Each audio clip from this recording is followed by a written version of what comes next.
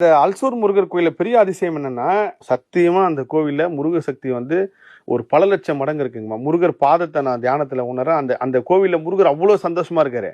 இது எனக்கு தெரியும். அவங்க பேர என்ன சொல்றாங்க, அல்சூர் சுப்பிரமணிய சுவாமி கோயில்ன்னு தான் சொல்றாரு. நானும் அதுதான் பேர் நெனச்சிருக்கும்போது, இந்த இவ்ளோ சந்தோஷமா இருக்கு. முருகர் அங்க மிகப்பெரிய முருக சக்தி இருக்கு. நீங்க பெங்களூர் மக்கள் வந்து ஒரு தடவ அந்த முருகன போய் பாத்துருங்க. ஒரு தடவல நீங்க கேட்கிறப்பலாம் அந்த முருகர் குடுத்துக்கிட்டே இருப்பாரு. ஏன்னா, அங்க முருகர் மகிழ்ச்சியா இருக்காரு. சந்தோஷமா இருக்காரு. இத நான் உணர்ந்துட்டு, இத நம்ம காணொலியா பதிவு பண்ணோம் அப்படின்னு நெனச்சுட்டு இருக்கும்போது, அந்த ஐயர்ட்ட கேட்கிறேன். ஐயா இந்த பேர் உண்மையிலேயே சுப்பிரமணிய சுவாமி முருகரா? இல்ல வேற எதனா பேர் இருக்கா? வரலாறு சொல்லுங்க அப்படின்னு சொல்லிட்டு சொல்றேன். அப்போ அவர் சொல்ல இந்த முருகருக்கு இன்னொரு பேர் இருக்கு சார், ஆனந்த முருகர் இந்த பேர் அப்படின்னாரு. நான் வந்து இது எனக்கு நான் இப்பதாங்க தியானத்துல நான் இது உணர்ந்தேங்க. முருகர் ரொம்ப சந்தோஷமா இருக்காரு. குழந்தையா இருக்காரு. முருகர் நடமாட்டம் இங்க இருக்குங்கயா. முருக சக்தியோட அபரிவிதமான நடமாட்டம் எங்க இருக்குன்னா, ஆமாங்க சார் இந்த கோயில் உருவாச்சு வரலாறு சொல்லுங்கன்ற. ஏன்னா பாருங்க அங்க பெங்களூர்ல இருக்கிற மக்களுக்கே தெரியல அந்த அல்சூர் முருகரோட வரலாறு என்னன்ட்டு. எக்ஸ்ட்ரீம் பவர்ல இருக்காரு.